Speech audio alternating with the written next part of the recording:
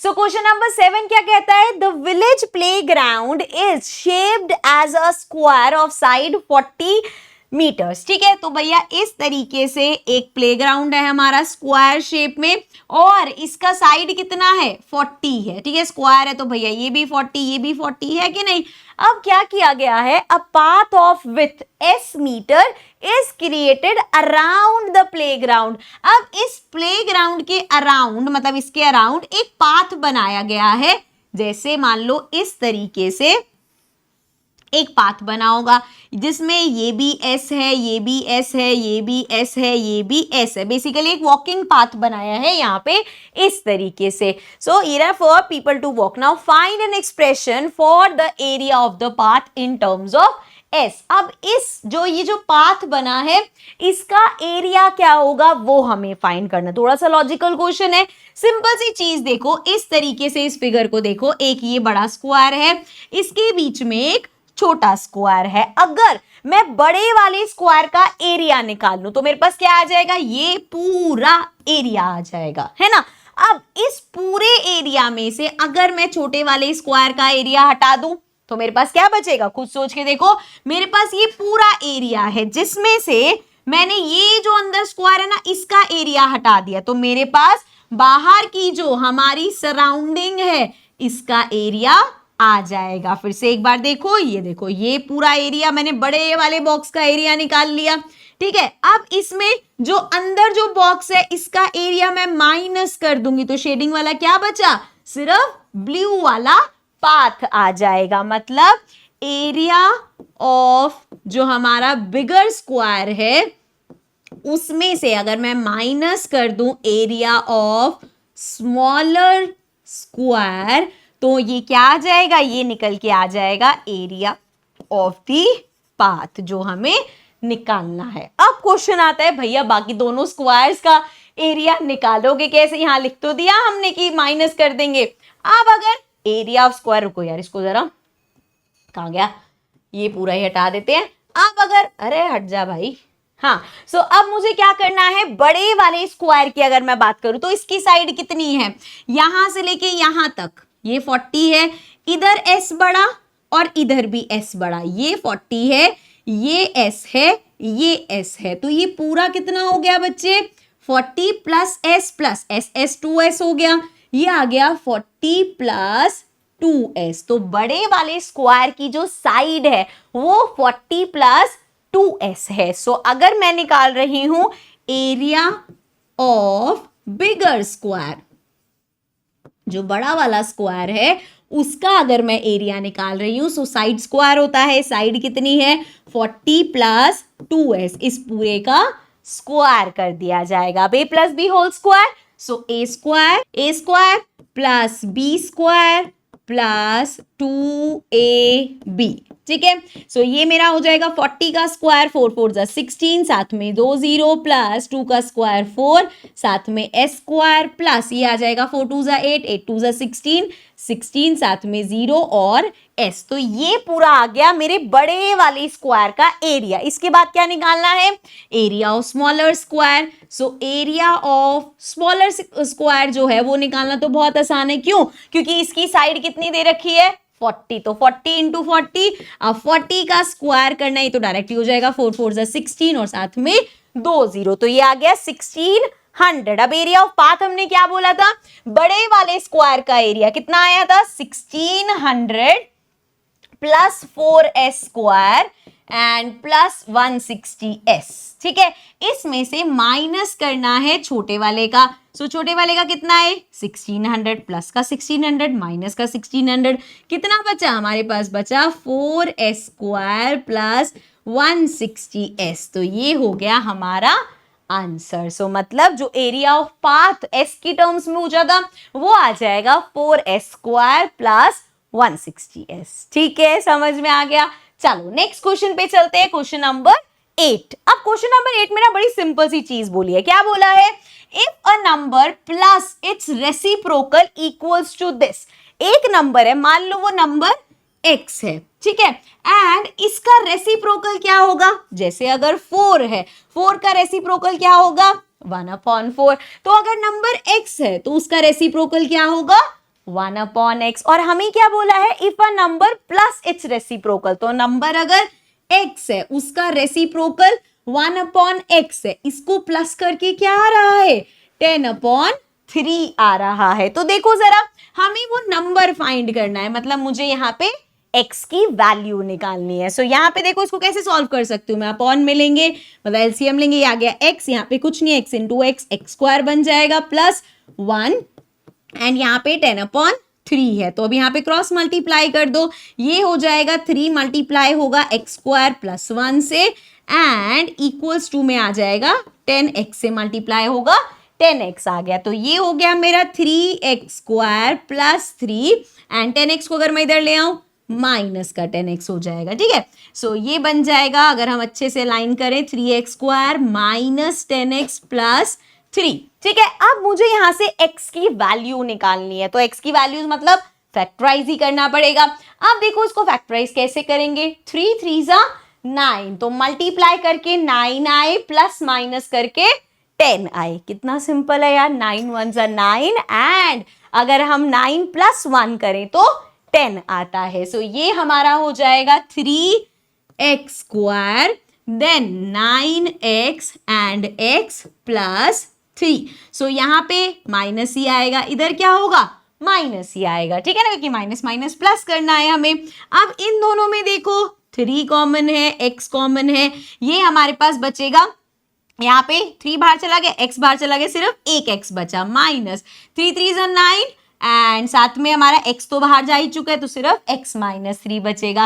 इधर अगर हम -1 कॉमन ले ले तो ये अपने आप ही x माइनस 3 आ जाएगा। सो एक आ गया 3x माइनस 1 और एक आ गया x माइनस 3। अब यहाँ पे हमारे पास फैक्टर्स तो आ गए, x की वैल्यूज कैसे निकालते हैं हम, 0 के इक्वल पुट करके। सो अगर मैं यहाँ पे 3x माइनस 1 को 0 के इक्वल पुट करूंगी, ये आ जाएगा 3x equals to 1 and x equals to आ गया 1 अपॉन 3 एंड अगर इस वाले को देखूं सो ये है x माइनस 3, 0 के इक्वल पुट करो, x क्या आ जाएगा 3, तो लो जी x की वैल्यू 3 आई है एंड अगर आप ध्यान से देखोगे तो यहाँ पे x का क्या हुआ है, रेसिप्रोकली आया है, तो therefore what is the number जो हमसे पूछा था, तो नंबर हमारा क्या हो जाएगा, नंबर इज 3। करके देखना चाहो तो करके देख लेना, 3 प्लस 3 का रेसिप्रोकल क्या आएगा, ये आ जाएगा 3 3 3 9 प्लस 1, सो ये आ जाएगा 10 अपॉन 3, है कि नहीं। सो साथ साथ हमने आंसर भी क्रॉस चेक कर लिया, ठीक है। सो ये था हमारा 8th क्वेश्चन। अब चलते हैं नेक्स्ट क्वेश्चन पे। So now coming to question number 9, a rectangular pool has a area 2 into 2, sorry ये 2x स्क्वायर होगा, 2 इंटू 2 नहीं है, रुको रुको, ये होगा 2x स्क्वायर, ठीक है। जरा इसको नॉर्मल साइज करते हैं, हाँ जी। सो एक रेक्टेंगल पूल दे रखा है इस तरीके से एंड इस पूल का ना एरिया दे रखा है और इसका एरिया हमें कितना गिवन है, एरिया गिवन है 2x square plus 7x plus 3, ठीक है। Then if its width is इतनी, अब इसकी जो विड्थ है वो दे रखी है 2x plus 1, find its length, length हमें निकालनी है। अब ये लेंथ ले लो, ये विड्थ ले लो, एक ही बात है, ये मान लो मुझे फाइंड करनी है, ठीक है। नाउ अच्छा ये था ना स्क्वायर हस्ता, ये सब बेसिकली एक यूनिट है, जैसे मीटर्स और सेंटीमीटर्स मिलीमीटर ये सब में मेजर करते हैं ना, सो उस तरीके से है, ठीक है। अब हमें यहाँ पे बताना है लेंथ कितनी होगी। तो एक बात बताओ, जब भी हम एक रेक्टेंगल की बात करते हैं, अगर हमारे पास कोई रेक्टेंगल है और उस रेक्टेंगल का अगर मुझे एरिया निकालना है तो एरिया कैसे निकलता है, लेंथ इनटू में ब्रेथ। इसका मतलब जब ये एरिया निकला होगा तो ये कैसे निकला होगा, जो भी ये लेंथ होगी उसको मल्टीप्लाई किया गया होगा इसकी ब्रेथ के साथ या विड्थ के साथ, सो 2x प्लस 1 के साथ। अब देखो तुम्हें याद होगा, हमें ये तो पता चल गया कि इन दोनों को मल्टीप्लाई करके ये वाला हमारा एरिया आया है। अगर मैं इसको फैक्टराइज कर दूं तो मुझे मिल जाएंगे ना कि कौन से दो नंबर्स को मल्टीप्लाई करके ये आया है, उसमें से एक नंबर ये होगा और दूसरा जो आएगा वो हमारी लेंथ हो जाएगी। सो हमारे पास अब देखो क्या दे रखा है, 2x square plus 7x plus 3 ये दे रखा है, ठीक है। अब अगर मैं इसको फैक्टराइज करती हूं तो वो कैसे करेंगे, 2 मत भूल जाना, 3 2 6, तो हमें ऐसे दो नंबर्स चाहिए जिसको मल्टीप्लाई करके 6 आए और उन नंबर्स को प्लस माइनस करके 7 आना चाहिए। तो ऐसे 6 के कौन से मल्टीपल्स हो सकते हैं? सिंपल, अगर मैं 6 इंटू 1 करूं, 6 1 जा 6 एंड 6 प्लस 1 7, तो मैं इसको सेग्रीगेट ऐसे कर सकती हूँ 2x स्क्वायर और 7x को मैं लिख सकती हूँ 6x और x में, और साथ में प्लस 3 है, तो ये आ गया प्लस का और ये आ गया प्लस का। ठीक है, अब इन दोनों में देखो 2 कॉमन है, x कॉमन है, 2x कॉमन है बेसिकली, सो यहाँ पे 2x चला गया, एक x बचा, प्लस 6 में से x तो बाहर चला गया, 2 3 जा 6, तो यहाँ पे 3 बच गया। यहाँ पे दोनों में कुछ भी कॉमन नहीं है, 1 कॉमन लेंगे तो ये आ गया x प्लस 3। अब देखो जरा 2x प्लस 1, एक फैक्टर ये आ गया और एक फैक्टर आ गया x प्लस 3, मतलब इन दोनों को मल्टीप्लाई करके ये आया। अब इन दोनों में से अगर हम देखें, ये हमारी विड्थ हमें गिवन है, तो ये क्या हो जाएगी? ये लेंथ हो जाएगी कि भैया किससे मल्टीप्लाई करके आया? x प्लस 3 से, तो ये हमारी लेंथ हो जाएगी जो क्वेश्चन में पूछा है। ठीक है, समझ में आ गया क्वेश्चन। चलो नेक्स्ट क्वेश्चन देखते हैं, क्वेश्चन नंबर 10। अब यहां पे बोला है if both x minus 2 and x minus 1 upon 2 are factors of this. Factors का मतलब क्या है? जैसे अगर मैं बोलूं 12 के फैक्टर्स हैं 4 और 3, तो हमें पता है इन दोनों को मल्टीप्लाई करके 12 आता है ना, ये चीज हमें, तो हम ये कह सकते हैं x माइनस 2 में। अब ये नहीं कि इन दोनों को मल्टीप्लाई करके वो आएगा, x माइनस 2 में कुछ मल्टीप्लाई करेंगे तो ये आ सकता है, ऐसे ही x माइनस 1 अपॉन 2 में कुछ मल्टीप्लाई करेंगे तो ये आ सकता है, क्योंकि ये उसके फैक्टर्स है। ठीक है, ये चीज हमें समझ में आ गई। अब आगे देखो, इसको हटाते हैं, आगे हमें करना क्या है? Show that P equals to R। हमें शो करना है कि जो P है वो R के इक्वल है। अब इसको हम कैसे करेंगे? आपको याद होगा हमने क्वेश्चन किया था जिसमें हमने क्या देखा था कि अगर ऐसे बोल रखा है कि x माइनस 2 एक फैक्टर है, जिसमें आया था ना लास्ट में ऐसे फैक्टर आए थे, फिर हमने वैल्यू निकाली थी कि x कितना हुआ है ना, ऐसे क्वेश्चंस करे थे। तो हम x की वैल्यू किससे निकालते हैं? x माइनस 2 को 0 के इक्वल रखो, ये हो जाएगा x इक्वल्स टू 2 को उधर भेजो, मतलब x की वैल्यू 2 हो गई। और यहां से अगर मैं देखूं, so x minus 1 upon 2 equals to 0, तो x मेरा हो जाएगा 1 अपॉन 2 उधर भेजो, सो एक x की वैल्यू आ रही है 1 अपॉन 2 और एक x की वैल्यू आ रही है 2। और वैल्यू का मतलब क्या होता है कि जब आप इस वैल्यू को यहां पुट करोगे तो आपकी इक्वेशन 0 के इक्वल होगी। तो देखो एक एक करके हम पुट करते हैं। जैसे मेरे पास इक्वेशन क्या है? px स्क्वायर, या एक्सप्रेशन बोल लो, px square plus 5x plus r। अब यहां पे मैं एक एक करके दोनों x की वैल्यू डालूंगी। तो पहले अगर मैं ये डालूंगी, ये हो जाएगा p, x कितना है 2 स्क्वायर प्लस 5, अगेन x कितना है 2 प्लस r, और ये हो गया 0 के इक्वल। सो ये मेरा हो जाएगा 2 2 4, ये आ गया 4p plus 5 2 10 plus r equals to 0। ये मेरे पास एक इक्वेशन आ गई। अभी जब मैंने x की वैल्यू 2 रखी है, अब ऐसे ही अगर मैं x की वैल्यू 1 अपॉन 2 रखूं, तो देखो यहाँ पे क्या होगा, p और x की जगह 1 अपॉन 2, इसका स्क्वायर प्लस 5, x की जगह 1 अपॉन 2 और प्लस r इक्वल्स टू 0 हो गया। अब ये हो जाएगा p, यहाँ पे इसका स्क्वायर करो, 1 का स्क्वायर 1, 2 का स्क्वायर 4, सो मैं लिख सकती हूँ p अपॉन 4 हो जाएगा, है ना।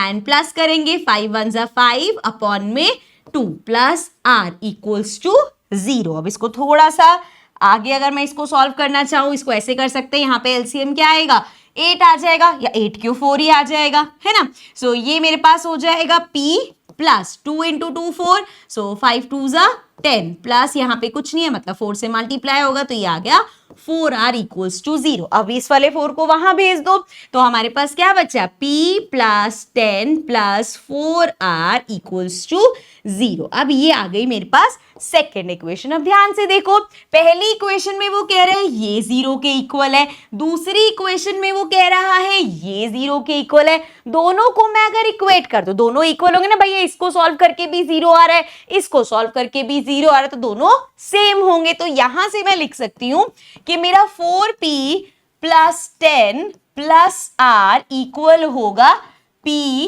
प्लस 10 प्लस 4r, है ना, क्योंकि मुझे पता है कि इसको सॉल्व करूंगी तब भी 0 आएगा, इसको सॉल्व करूंगी तब भी 0 आएगा ना, तो हमने दोनों को इक्वल रख। सो अब देखो यहाँ पे, अब इसको जरा सॉल्व करते हैं। यहाँ पे p वालों को इधर ले आते हैं, ये मेरे पास है 4p, यहाँ से p इधर ले आओ, ठीक है। यहाँ पे +10 है, -10 हो जाएगा वहां से आके। यहाँ पे मेरे पास 4r है, r को इधर भेज दो, माइनस का r हो जाएगा। ये हो गया, 4 में से 1 गया 3p, एंड ये तो कैंसिल हो जाएंगे, प्लस का 10 माइनस का 10, और ये इक्वल्स 2 में आ जाएगा। 4 में से 1 गया 3r, अब 3 से 3 cancel, p equals to r आ गया। तो ये हो गया हमारा प्रूफ। हमें लास्ट में यही प्रूव करना था कि p r के इक्वल है, ठीक है। अभी इन क्वेश्चंस को करने के और भी अलग अलग मेथड्स हो सकते हैं। अगर आपके स्कूल में किसी अलग मेथड से कराए तो it's one of the same thing. आप जिस भी मेथड से करो, मेथड ठीक होना चाहिए, आंसर ठीक आना चाहिए, ठीक है। चलो अब आगे देखते हैं, आगे क्या है हमारे पास। 11th क्वेश्चन, 11th क्वेश्चन पढ़ते हैं भाई। 11th क्वेश्चन में क्या है, we have if a plus b plus c equals to 5 and ab plus bc plus ca equals to 10, then prove that aq plus bq plus cq minus 3abc equal होगा -25 के। अब हमें पता है यहां से ये एक हमारे पास फॉर्मूला होता है। किस फॉर्मूले की बात कर रही हूं मैं, एक फॉर्मूला होता है ना हमारे पास कि a cube plus b cube plus c cube minus 3abc equal होगा a plus b plus c into में a square plus B square plus C square minus a b minus b c minus c, है ना। सो यहाँ पे इस फॉर्मूले के हिसाब से मेरे पास किस किस चीजों की वैल्यू है।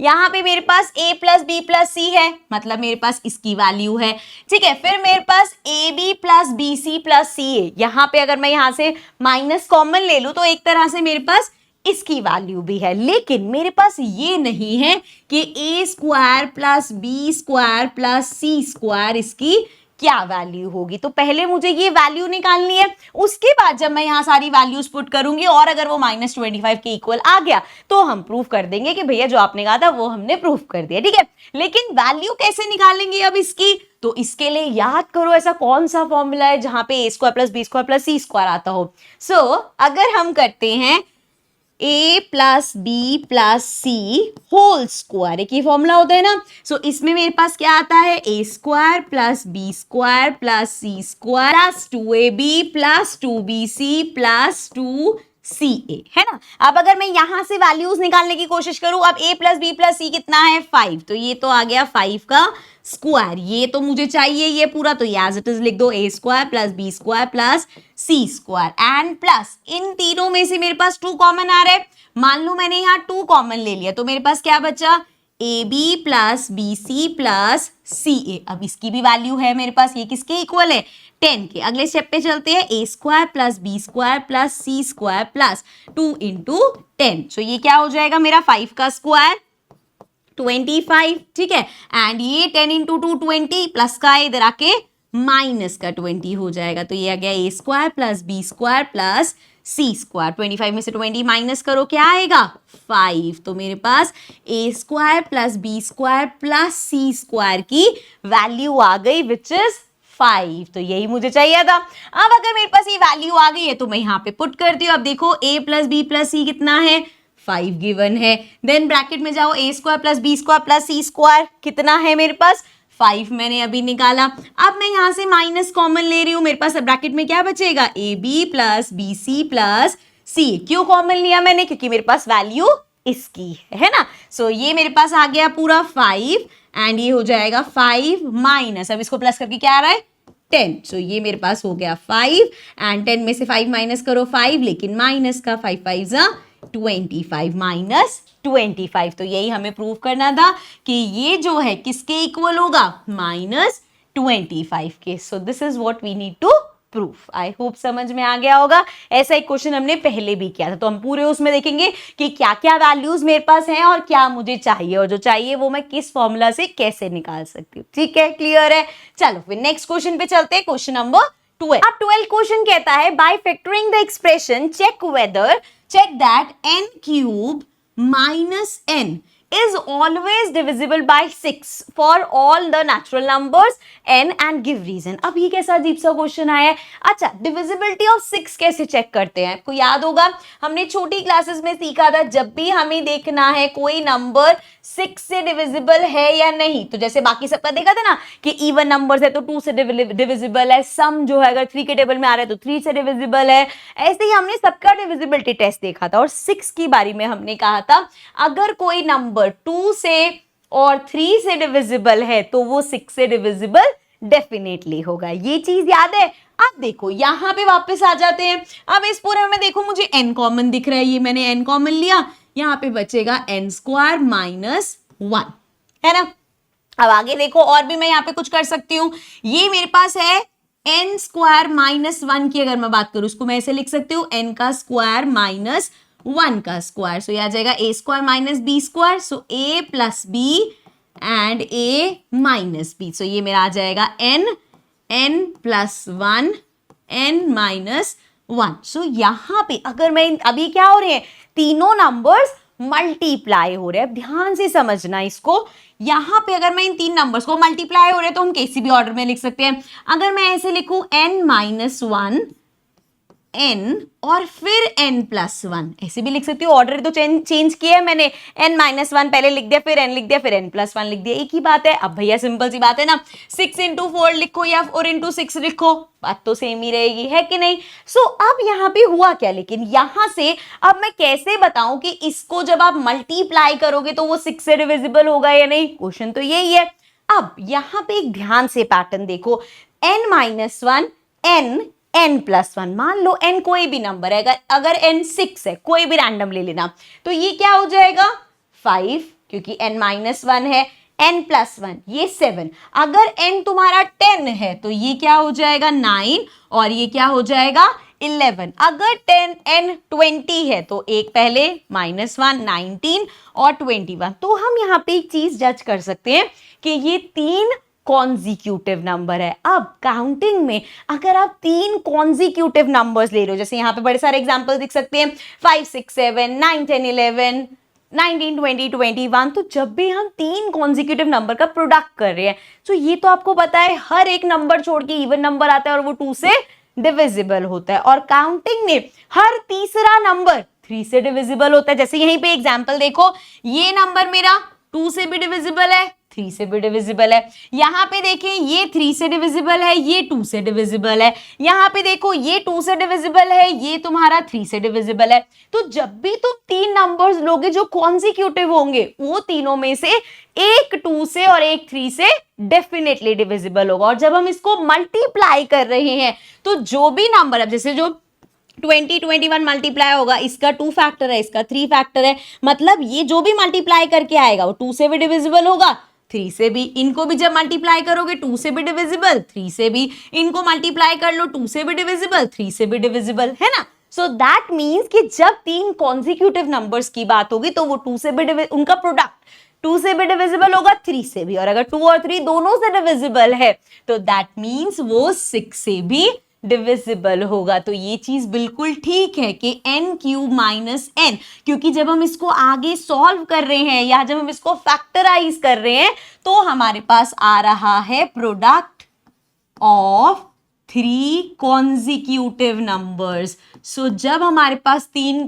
कॉन्जिक्यूटिव नंबर का प्रोडक्ट आ रहा है तो वो हमेशा क्या होगा 6 से डिविजिबल होगा. क्या ये बात समझ में आई? सिर्फ यही चीज हमें इस क्वेश्चन में करनी थी. So this was our 12th question. Let's get to the next question, जो कि आई थिंक लास्ट क्वेश्चन है हमारे इस चैप्टर का. ठीक है. सो क्वेश्चन 13 कहता है कि फाइंड द वैल्यू ऑफ, आपको वैल्यू निकालनी है X cube plus Y cube minus 12xy plus 64. इसकी वैल्यू निकालनी है कि ये किसके इक्वल होगा. और हमें गिवन क्या है, हमें गिवन है कि x प्लस वाई इक्वल है -4 के. ये हमें गिवन है. अब अगर आप इस ध्यान से देखो, हम वो देखते हैं ना कि जिसमें हमें ऐसा लगता है कि हमें फॉर्मूला कुछ बन रहा है और वहां से हम XYZ निकालते हैं. जैसे अगर मैं यहां पे देखूं तो मुझे क्या समझ में आ रहा है, ये x का क्यूब है, ठीक है, प्लस ये y का क्यूब है. और ध्यान से देखो 64 भी तो एक क्यूब नंबर है, एक परफेक्ट क्यूब है ना, किसका 4 का. सो ये बेसिकली मेरे पास 4 का क्यूब हो गया। और माइनस में अगर हम देखें तो क्या होता है एक्चुअल में 3ABC, तो यहाँ पे इस केस में 3 इंटू ए मतलब x, b मतलब y और c मतलब 4 है ना। सो यहाँ पे ये क्या हो गया 4 3 12 xy, ये बिल्कुल सेम। तो हमारा कौन सा फॉर्मूला बन रहा है यहाँ पे, पहले मैं पूरा फॉर्मूला लिख के दिखाती हूँ, इसको हटा देते हैं। जो हमारा बड़ा सा फॉर्मूला है कि X cube plus Y cube plus Z cube, हमारा यहाँ पे अगर ये प्लस में है -3xyz, अभी हमने क्वेश्चन में यूज भी किया था, तो ये इक्वल होता है x plus Y plus Z and साथ में x का स्क्वायर प्लस y का स्क्वायर प्लस z का स्क्वायर माइनस x, अरे भाई अरे अरे अरे क्या हो गया, minus so minus xy yz and zx। इस तरीके से हमने देखा था, ये फॉर्मूला है। अब भैया दिक्कत ये है कि अगर हम, चलो फॉर्मूला तो आप कहोगे हाँ ठीक है समझ में आ गया लगना है, लेकिन ये वैल्यूज कहाँ से लाओगे, X square plus Y square plus Z square, हमें तो सिर्फ ये दे रखा है, फिर X Y Y Z Z X, आप सोचोगे यार वैसे जैसे मैम ने पहले वो जो स्क्वायर का फॉर्मूला लगाया था वो करना पड़ेगा, लेकिन यहाँ पे हमें कुछ भी करना नहीं पड़ेगा, क्योंकि देखो यहाँ पे अगर आप देखोगे तो ये क्या बनेगा, एक्स प्लस वाई -4 को अगर मैं इधर भेजूंगी तो +4 इक्वल्स टू 0 आ गया। मतलब यहाँ पे मैं कह सकती हूँ x plus Y plus Z, Z हमारे पास 4 है ना, सो ये 0 के इक्वल अगर आ गया तो बच्चे इससे आप कुछ भी मल्टीप्लाई करो वो क्या रहेगा, वो 0 ही रहेगा। सो इस पार्ट में मैं बोल सकती हूँ सिंस हमारा x plus Y plus Z 0 है, तो ये पूरा जो आप कह रहे हो किसके इक्वल आएगा, 0 के इक्वल आएगा। समझ में आया। तो हर बार ऐसे नहीं लग जाते कि अरे इसमें ये कैसे निकालेंगे, ये फॉर्मूला ये वो, कभी कभी ऐसा होता है सिंपल सी चीज भी होती है कि जो गिवन है उसको ध्यान से देखो। और सेम इसी तरीके से नेक्स्ट पार्ट भी हमारे पास कर रखा है। देखो इसमें क्या बोला है हमें, एक्स क्यूब, ठीक है। अब अगर मैं देखूं -8y3, तो 8 एक परफेक्ट क्यूब है, सो मैं इसको लिख सकती हूँ 2y का क्यूब, और क्योंकि फॉर्मूले के हिसाब से तो प्लस होता है, इसका मतलब ये नंबर जो है ये नेगेटिव होगा, तभी यहाँ पे माइनस आया। सो a cube b cube c cube कहाँ है, ये बैठा, अगर हम करें +6 का ये क्यूब है, मतलब -6 का क्यूब क्यों किया, तो क्योंकि फॉर्मूले के हिसाब से यहाँ प्लस होना चाहिए था, माइनस है मतलब नंबर नेगेटिव आएगा। ठीक है, सो ये हो गया, बचा ये चेक कर लेते हैं, ये होता है -3ab। ए कितना है, सॉरी ए हमारे पास है x, b हमारे पास है 2y एंड c हमारे पास है -6, सॉरी ये भी -6 है। अब इसको सॉल्व करके देखो, 6 2 12, 12 इंटू 3 36, ये रहा 36, वो माइनस माइनस प्लस हो जाएगा, ये रहा माइनस, साथ में xy, सो मतलब ये फॉर्मूला हमारा परफेक्ट सेट हो रहा है। ठीक है, अब इसमें क्या गिवन है, इसमें गिवन है कि x इक्वल है 2y प्लस 6 के। अब ये फिर से उस बड़े केवल, हम इसे सॉल्व कैसे करेंगे अगर हमें इसका आंसर चाहिए, तो x plus Y plus Z and then X square plus Y square plus Z square minus X Y minus Y Z minus Z X, ऐसे ही करेंगे ना। इस केस में फिर से वही होगा, यहाँ पे देखो x minus 2y minus 6 equals to 0। जब मैं इधर वैल्यू पुट करूंगी, मान लो x plus Y plus Z की, x कितना है, x ही है, प्लस y कितना है, माइनस का 2y, तो ये माइनस का 2y आ जाएगा, z कितना है, माइनस का 6। अब ये देखो यहाँ पे हम वैल्यूज पुट करें, यहीं पे सिंबल दिख रहा है कि x माइनस 2y माइनस 6 0 के इक्वल है, 0 into anything will equal to be 0, तो ये भी हमारा कितना आएगा, 0 ही आएगा। ठीक है, समझ में आ गया। So this was the last question of this chapter. इसी के साथ हमारा चैप्टर होता है कंप्लीट। फाइनली बहुत सारी आइडेंटिटीज देख ली, जितनी प्रैक्टिस करोगे, देखो कुछ रटने वाला नहीं है, जितने बार फॉर्मूलाज क्वेश्चन में लिखते रहोगे फॉर्मूलाज याद हो जाएंगे आपको। ठीक है, रटने बैठोगे तो आज नहीं तो कल जब भी एग्जाम में लिखोगे गलत कुछ ना कुछ, कहीं प्लस माइनस गलत कर ही आओगे। ठीक है, तो ध्यान रखना, जितना प्रैक्टिस के टाइम आप फॉर्मूलाज लिखोगे, जितने ज्यादा क्वेश्चंस प्रैक्टिस करोगे, उतना ही फॉर्मूलाज बाय हार्ट लर्न हो जाएंगे। बाकी तो क्वेश्चंस तो तुम्हें सॉल्व करने आ ही गए हैं, है ना। सो अब मैं आप लोगों से मिलूंगी नेक्स्ट वीडियो में with a new chapter. Till then, take care and bye bye.